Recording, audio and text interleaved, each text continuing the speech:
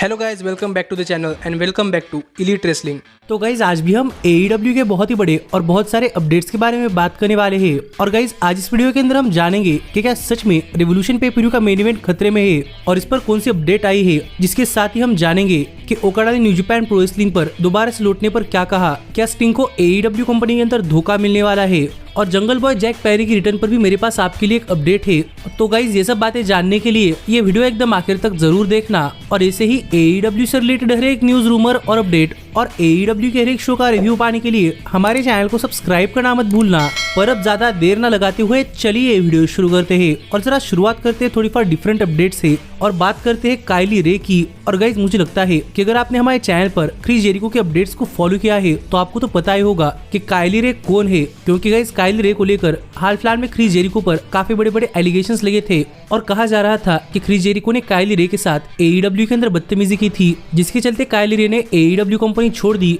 और जेरिको के कहने पर उन्होंने एक नॉन डिस्क्लोजर एग्रीमेंट भी साइन किया था, जिसके चलते काइली रे इसके बारे में कुछ बात नहीं कर सकती, जिस बात को लेकर काफी बड़ी कंट्रोवर्सी हो चुकी है। और मुझे लगता है कि आपको ये सब बातें पता ही होगी, लेकिन गाइस ऐसे में ही काइली रे को लेकर एक काफी अच्छे अपडेट सामने आए हैं कि जब 2019 में AEW से जाने के बाद काइली रे रेसलिंग क्विट कर दी थी, तो फाइनली काइली रे रेसलिंग के अंदर वापस आ चुके हैं और लास्ट वीक ही काइली रे ने एक इंडिपेंडेंट रेसलिंग सर्किट पर अपना रिटर्न किया है, जहां पर उन्होंने अपना कमबैक करते हुए एक काफी बढ़िया मैच भी डिलीवर किया, जहां पर पूरे के पूरे क्राउड की तरफ से काइली रे को सपोर्ट भी मिल रहा था। जो देखा जाए तो एक छोटी सी स्टोरी है जो जेरिको के इंसिडेंट के बाद मुझे लगा कि आपको बता देना चाहिए, जिस पर आपका क्या कहना है आप मुझे कमेंट कर बताइए। पर अब तक जेरिको ने इस पर कोई कमेंट नहीं किया और मुझे लगता है कि प्रोबेबली जेरिको इस पर कोई कमेंट भी नहीं करेंगे, क्योंकि काइली रे को लेकर जेरिको की इमेज पहली काफी खराब कर दी गई है, जबकि जेरिको का उनके साथ कुछ लेना देना नहीं था। लेकिन देखना पड़ेगा कि अब आगे काइली रे का रेसलिंग करियर कैसा होता है। पर फिलहाल के लिए हम आगे बढ़ते हैं और जरा बात करते हैं QT मार्शल की। और अगर आप हमारे चैनल पर AEW को काफी पहले दिन से फॉलो कर रहे हैं तो आपको तो पता ही होगा कि QT मार्शल AEW कंपनी के अंदर एक अच्छे खासे रेसलर थे, जिन्होंने कि AEW के टेलीविजन पर अपने तरफ से कुछ बहुत ही बढ़िया मैचेस भी दिए हैं। पर कभी भी QT मार्शल उस मेन इवेंट सीन तक नहीं पहुंच पाए जहां पर QT मार्शल पहुंचना चाहते थे, और ऐसे में ही QT मार्शल और AEW इनके बीच में डिसएग्रीमेंट्स हुए थे, जिसके चलते ऐसी रिपोर्ट सामने आई थी कि QT मार्शल ने AEW कंपनी छोड़ दी है। और इसके बाद लग रहा था कि प्रोबेबली QT मार्शल अपने दोस्त कोडी रोड्स के साथ मिलकर WWE कंपनी ज्वाइन करेंगे। पर गाइस लगता है कि उस पर भी कुछ नहीं हुआ और हाल ही में QT मार्शल को लेकर ऐसे अपडेट सामने आ रही है कि शायद AEW कंपनी छोड़कर जाने के बाद हमें QT मार्शल दोबारा से AEW कंपनी अंदर अपना रिटर्न करते हुए दिखाई देने वाले हैं। पर इस बार QT मार्शल एक ऑन स्क्रीन टैलेंट नहीं बल्कि एक बैकस्टेज प्रोड्यूसर के तौर पर AEW के अंदर लौटने वाले हैं। जो देखा जाए तो QT मार्शल को लेकर काफी अच्छी अपडेट है कि वो दोबारा से AEW कंपनी के अंदर वापस आने वाले हैं, लेकिन इस बार एज ए बैकस्टेज प्रोड्यूसर। और हमने इससे पहले भी QT मार्शल ने प्रोड्यूस किए हुए बहुत ही बढ़िया मैचेस देखे हैं, इसीलिए देखने के लिए मजा आएगा कि जब QT मार्शल फिर एक बार एक प्रोड्यूसर के तौर पर AEW के अंदर वापस आते हैं तो as a producer QT Marshall कितने जबरदस्त मैचेस प्रोड्यूस कर पाते हैं, जिस पर आपका क्या कहना है आप मुझे कमेंट कर बताइए। पर लोग इस पर QT मार्शल का काफी मजाक उड़ा रहे हैं और कह रहे हैं कि QT मार्शल ने सोचा था कि AEW कंपनी छोड़कर QT मार्शल कोडी रोड्स के सारे WWE के अंदर जा पाएंगे, लेकिन कोडी रोड्स उन्हें WWE के अंदर नहीं ले पाए, इसीलिए QT दोबारा से AEW के अंदर आ रहे हैं, जिस पर आपका क्या कहना है आप मुझे कमेंट कर बताइए। पर फिलहाल के लिए हम आगे बढ़ते हैं और जरा बात करते हैं जंगल बॉय जैक पेरी की और जानते हैं कि क्या हमें finally jungle boy Jack Perry AEW के अंदर वापस आते हुए दिखाई देने वाले हैं या नहीं। तो गाइस अगर आप जंगल बॉय जैक पेरी को फॉलो कर रहे हैं तो आपको तो पता ही होगा कि जैक पेरी और CM पंक का इंसिडेंट होने के बाद AEW ने जैक पेरी को सस्पेंड कर दिया था और इसके बाद surprisingly Jack Perry New Japan pro wrestling के अंदर आए थे, जहां पर आकर जैक पेरी ने शोटा उमिनो पर अटैक कर दिया, जो कि ब्लैकपूल कॉम्बैट क्लब के न्यू जापान प्रो रेसलिंग के अंदर एसोसिएट है। और इसके बाद जैक पेरी को लेकर कोई अपडेट भी सामने नहीं आई थी, पर हाल ही में न्यू जापान प्रो रेसलिंग ने अनाउंस करते हुए रिवील किया कि मैं Jack Perry New Japan pro wrestling के शिकागो पे-per-view यानी कि विंडी सिटी राइड पर आते हुए दिखाई देने वाले हैं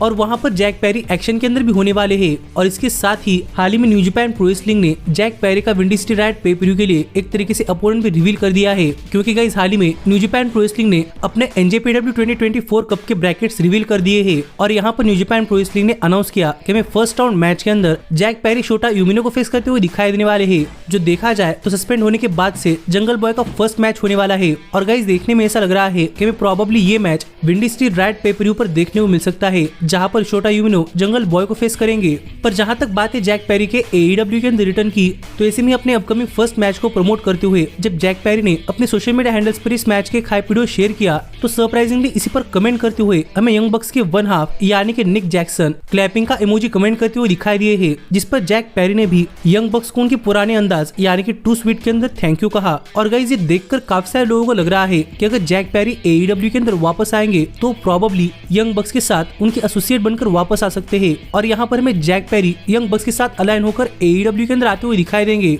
जो चीज अगर होती है तो गाइस सच में ये जैक पेरी का AEW के अंदर काफी जबरदस्त कमबैक होगा कि वो यंग बक्स के साथ अलाइन होकर वापस आएंगे। जिस पर आपका क्या कहना है आप मुझे कमेंट कर बताइए। पर गाइस सच में अगर जैक पेरी ऐसे वापस आते हैं तो उनका रिटर्न देखने के लिए काफी मजा आएगा। पर अब तक ये सब सिर्फ रूमर्स है और देखना पड़ेगा कि आगे क्या होता है। पर फिलहाल के लिए हम आगे बढ़ते हैं और जरा बात करते हैं काजुचिका ओकाडा की और जानते हैं कि ओकाडा ने दोबारा से जापान के अंदर जाने पर क्या कहा। तो गाइस आपको तो पता ही होगा कि हमें ओकाडा सरप्राइजिंगली 2024 के अंदर न्यू जापान प्रो रेसलिंग छोड़कर बाहर की कंपनियों के साथ काम करते हुए दिखाई देने वाले हैं। और यहाँ पर बताया जा रहा है कि ओकाडा मोस्ट लाइकली AEW के अंदर आएंगे। लेकिन ऐसे में ही ओकाडा के डिपार्चर पर हाल ही में जापान के अंदर ओकाडा का एक इंटरव्यू लिया गया और यहाँ पर इस इंटरव्यू के अंदर जब ओकाडा से पूछा गया कि क्या ओकाडा दोबारा से जापान के अंदर आकर रेसल करने वाले है या नहीं, तो गाइस सरप्राइजिंगली इस सवाल का जवाब देते हुए ओकाडा ने ये कहा है कि इस बार जब ओकाडा जापान छोड़ने वाले है तो इसके बाद ओकाडा कभी भी जापान के अंदर वापस आकर रेसल नहीं करने वाले। जो देखा जाए तो ओकाडा की तरफ से काफी बोल्ड स्टेटमेंट है, क्योंकि यहाँ पर ओकाडा का कहना है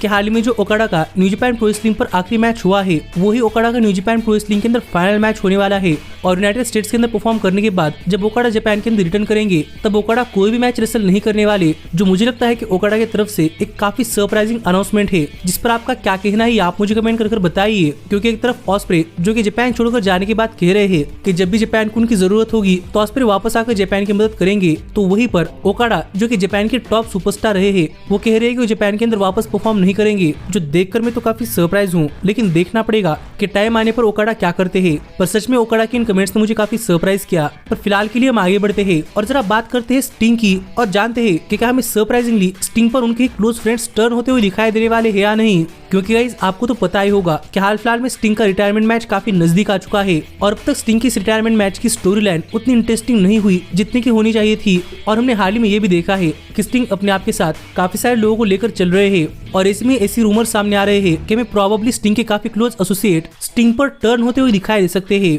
और गाइस यहाँ पर बताया जा रहा है कि जो प्रोबेबल सुपरस्टार जो कि स्टिंग पर टर्न होगा वो कोई और नहीं बल्कि हाल ही में AEW के अंदर स्टिंग के रिटायरमेंट राइड को ज्वाइन करने वाले सुपरस्टार रिक फ्लेयर है। और इस पर अब तक कोई ऑफिशियल रिपोर्ट नहीं आई, लेकिन गाइस हाल ही में हमने देखा था कि जब रिक फ्लेयर AEW के अंदर वापस आए थे तब रिक फ्लेयर स्टिंग के मैटर को लेकर बात करने के लिए डायरेक्टली यंग बक्स के लॉकर रूम के अंदर गए थे। और इस चीज को लेकर काफी सारे लोग प्रेडिक्ट कर रहे हैं कि शायद यहाँ पर रिक फ्लेयर यंग बक्स से ये बात करने के लिए नहीं गए कि उन्हें यंग बक्स पर अटैक नहीं करना चाहिए था, बल्कि शायद ये बात करने के लिए गए हैं कि यंग बक्स ने अच्छा किया कि उन्होंने स्टिंग पर अटैक किया। और हमें प्रोबेबली यहाँ पर रिक फ्लेयर यंग बक्स के साथ अलाइन होते हुए दिखाई दे सकते हैं, जो एक काफी वाइल्ड स्पेकुलेशन हाल फिलहाल में इंटरनेट पर चल रहा है। और गाइस ऐसा इसलिए भी है क्योंकि माना कि स्टिंग और रिक फ्लेयर स्टिंग के रिटायरमेंट राइड के अंदर एक साथ आए हैं, पर अपने पूरे करियर के अंदर स्टिंग और रिक फ्लेयर राइवल्स रहे हैं। और शायद इसी चीज को हाईलाइट करने के लिए हमें प्रोबेबली रिक फ्लेयर स्टिंग पर टर्न होते हुए दिखाई दे सकते हैं, जो एक काफी इंटरेस्टिंग स्टोरी यहाँ पर फैंस के बीच में पक रही है। और गाइस अगर ये सच है तो हमें देखना पड़ेगा कि स्टिंग का इस पर क्या असर होता है। लेकिन आप मुझे कमेंट कर बताइए कि क्या आपको ऐसा लगता है कि ये होगा या नहीं। लेकिन गाइस सच में अगर ऐसा होता है तो ये देखने के लिए काफी मजा आएगा, क्योंकि स्टिंग और रिक फ्लेयर अपने पूरे करियर के अंदर एक दूसरे के राइवल्स रहे हैं। पर फिलहाल के लिए हम आगे बढ़ते हैं और जरा बात करते हैं रेवोल्यूशन पे पर व्यू के मेन इवेंट की